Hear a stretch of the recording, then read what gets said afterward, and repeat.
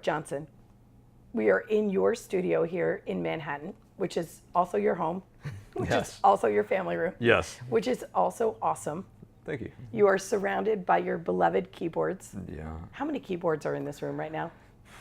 I think 26, 27, something like that. Why do you have so many? Oh, it's an addiction, if I'm honest. It's just because you can't have too many. There's no such thing as too many. But everyone has its own character, its own, specialization. This one's great at strings, and this one's great at bass, and this one's good for brass. And so, you get to know that stuff. And it's also a constant source of chaos, serendipity. So you plug one in and turn it on, and weird stuff comes out, and so you kind of follow that and explore it and see where it goes. So what's your passion exactly? If I had to put it in a word, I'd probably say creating. I love to create, and whether it's music, whether it's writing, whether it's drawing, stuff like anything where I feel like we are our best selves when we are creating. Whatever it is that our thing is that we make, that's when we drop all of our pretenses and our deepest selves come through. And so because I like to do so many different kinds of things, that's why I decided really early on that what I wanted to do was film. And so I was a film major, and my real passion is film, which is weird considering that I've got all this audio stuff. But originally the reason I got into music was as support for making movies and doing film. And it just turned into a career. And that's kind of how it happens. You start doing something and it works out, and so you keep going. And so now, 25 plus years later, I've got all of this, and part of what we're doing here in New York is to return back to what drew me in the first place, return to our original passion, which is filmmaking, video production. And so one of the things that I hope is as we complete our album, Christy's album, and start rolling out that music, that we'll be able to do some music videos. That'll be really fun. So it's. And we interviewed Christy Krings, and she's her wife. Yes. Yes, lucky me. And you guys, you are lucky. What Yeah. a lucky guy. Yeah. She's lucky as well, though. Yeah. What a great partnership you guys have. I mean, it seems as if personally and professionally. It's really amazing. It's really amazing. It's absolutely, she is definitely the best thing in my life, and the coolest thing about me is her, for sure. So I'm very, very lucky. She's truly my soulmate. That's awesome. So you guys just moved to Manhattan here together from Colorado. Yeah. And how you feeling about it? It is the big adventure, and I love it. It's amazing. I love change. I love shaking things up. I love to rattle the box and rearrange the pieces. And we haven't done that in a long time. We lived in Colorado, and I love Colorado. I grew up in Colorado. It's a beautiful state, wonderful people there. But we just gotten stagnant. There was a little too much history there for us, especially professionally, with some of the difficulties that we'd had, and we needed a fresh start. We needed to fresh perspective and start over. And so, we could have moved anywhere, and we picked Manhattan. How do you feel about that decision? Well, everyone says it was very unwise, and most certainly it was. From any logical perspective, it makes absolutely no sense. But from an artistic perspective, it was exactly the right thing. Exactly. It's been everything I hoped it would be, and so much more. I had no idea. Tell everybody what your favorite or most memorable project that you've worked on was. Oh, wow. Well, my favorite project is definitely my wife's album. There's nothing like it. I produced music for other people for many years, and it wasn't until I heard her sing that I was like, okay, this is the voice that I want to put my music into, my own music.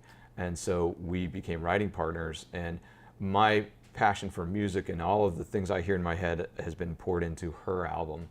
And so that's definitely the thing that not only brought us together, but that is our statement of who we are, both individually and as a couple.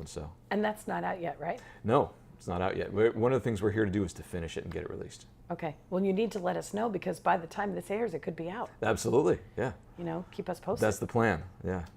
Okay, so what have you found as the greatest challenge in getting this passion or keeping it into your life full time? Wow, that's a good question. I'd say, for me personally, I've had a couple of challenges. One of the biggest was my sense of perfectionism was a huge barrier, because if it wasn't going to be perfect, I didn't want to do it. And so that was just so much pressure, so much inertia to say, I've got to take on this giant, I've got to make a finished product that is as perfect and beautiful and shiny as the very best product I've ever seen by any of my favorite artists. Or, what you compare yourself to the stuff you love, and you say, I'm not that good, and so I'm not going to do it until I'm that good. And that means you never do it. And so the key to unlocking that for me, and this just happened recently, this happened very, very recently, was I had a counselor, a person that I was working with, who was coaching me, and it gave me a tool that was incredibly valuable. She said, practice imperfection.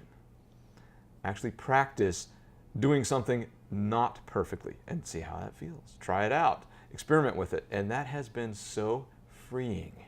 It's been just like opening a door to realize that no, it doesn't have to be perfect, because you're gonna make mistakes, you're gonna mess up, and the way to get better is to make mistakes and move on and try again and to iterate. It's all about iteration. It's all about perfecting over time. And so really the message is, get busy making mistakes. Hurry up failing so that you can succeed. Get over the failing phase as fast as you can. And so that overcame that it might be fear-based or it might be control-based, but that sense that I've got to do it perfectly. Just start. I had another friend recently that gave me another example of that principle that said, there was an experiment, I don't even know if this is true, it might be totally anecdotal, but an experiment where a teacher has two sets of classes, and as a teacher you might relate to this, tells the one class, okay, you're going to have one final project at the end of the year, and you're going to be graded completely on just one project, and it has to be perfect, it has to be absolutely amazing. And they spent an entire year working on one project. And to the other class, it said, you're not going to be graded on the quality of your work at all. You only have to produce as many projects as you can. So you're graded on how many you make. And that at the end of the year, the class that was making as many projects as possible, their projects were better than the projects that the class where you said you do one and only one project and may do it perfectly. That was the key to me for unlocking that personal barrier and that overcoming that inertia, that fear of just start. Get busy failing.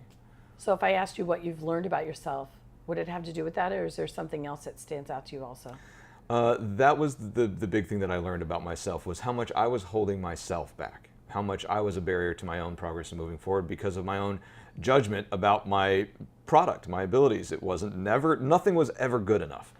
And I've realized, it just in time, hopefully, but later in life, how much that was a barrier to me doing what I want to do. Yeah, it's paralyzing. Exactly. It's totally paralyzing. And it was easy to work for other people on their passions and help them with their dreams. But when it came to my passions and my dreams, no, I couldn't work on that because it wasn't going to be good enough. So, technology is so amazing these days. What advice do you have for people?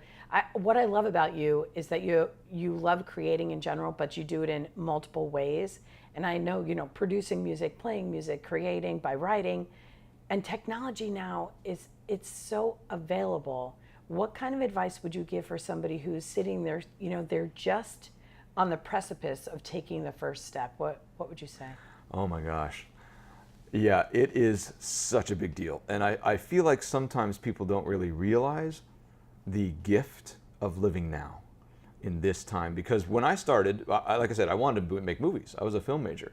But when I started, it was shooting film on film with film cameras, and you had no idea what it would be until it was done, and it cost a tremendous amount of money. And so the barriers to starting that and doing that were so huge, it was almost impossible. Mm-hmm. It was almost impossible. And now you can buy a DSLR, you can do a laptop computer, and you have a movie studio.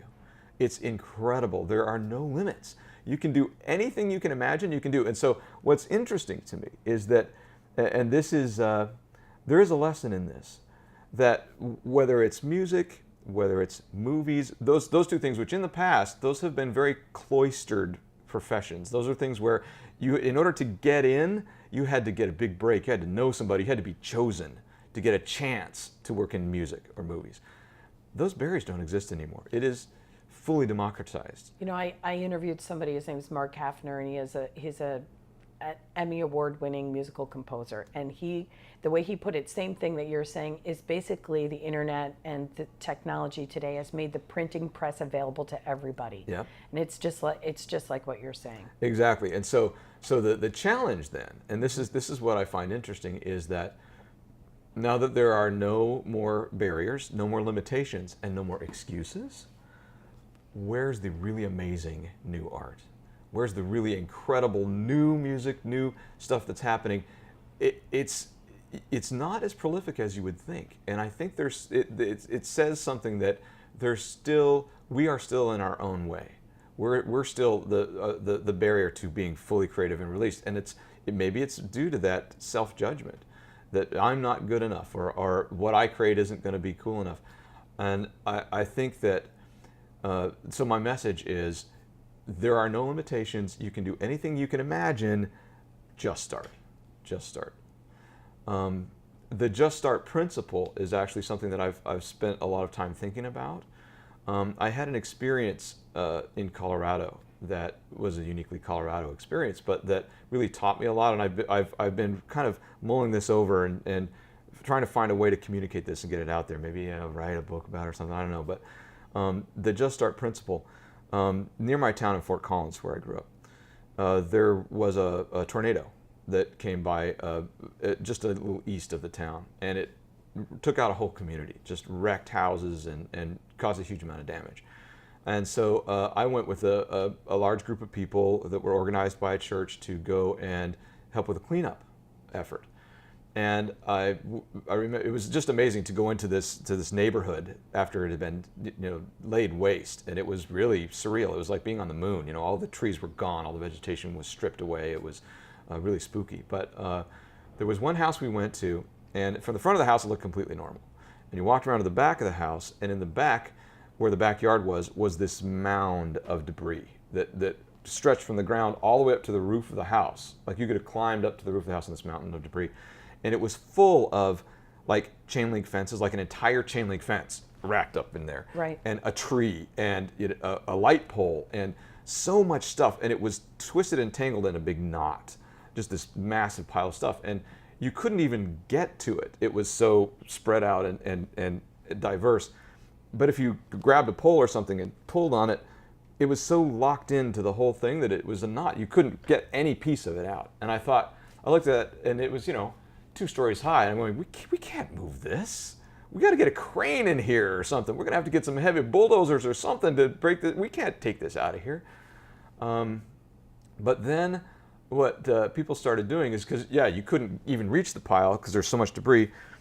Look down at the ground, and what are my toes bumping up against? Oh, it's a piece of wood. So I'll go down and pick up this piece of wood. We can take that away. And now what? Oh, there's a brick here. Pick up the brick. And by just the next thing in front of your toes, picking up that one thing, just starting, pretty soon the pile started to shrink and things started to break loose and it started to come down. Now we had a lot of people doing the same process, and so there's something also to be said there for collaborating and working with people. But very soon, that enormous thing, which my first instinct was walk up, you see a pile of stuff, you walk up and take the thing off the top and start taking stuff off the top. But that was not possible. It was too far away, it was unreachable, and it was all tied up. But I looked at the next available thing. No matter how low, no matter how small it seemed, you're not going to move a pile by picking up this one piece of wood. It doesn't make sense. But very quickly, within like an hour, that whole pile was gone, just gone. What a great lesson. It was amazing. Yeah, so just start. You take on, I need to be a musician, or I want to make movies, or I want to be a writer, and that's such a huge thing to tackle. It's this giant mountain, and it's interlaced with all kinds of lessons and things and knowledge and experience and stuff you have to know in order to be able to do that. And it can seem overwhelming, and so you might never do it. You might try and chisel away at the top and never get anywhere. And instead, just start with the thing right in front of your face, the thing that's most immediately visible, that you can see and touch and handle, and pick that piece up and try that piece out, and then one more piece and one more piece, and before you know it, you're doing it. You know, Aric, I think this conversation between us is really great because here we are in the middle of New York City, right? Having this conversation about creativity and all of that. And the two of us haven't had haircuts in 3 weeks. Yeah, exactly. Yeah. and we're so passionate about what's going on. Yeah. And I can hear it just coming from you. And the lessons that you just gave my audience are amazing. Where can they look you up? Our company, our production company, is Antimatter Media. And so antimattermedia.com, and there's a hyphen between anti and matter, Antimatter Media. Okay, awesome. Thank you so much for having us today. Thanks, it's been fun. And I talk to you, and I talk to you, and I talk to you, and I talk to you, and we love, and we hate, and we demonstrate, we try to relate. This is my breakthrough. Whoa. Said now, this is my breakthrough. Whoa. Oh man, this my breakthrough.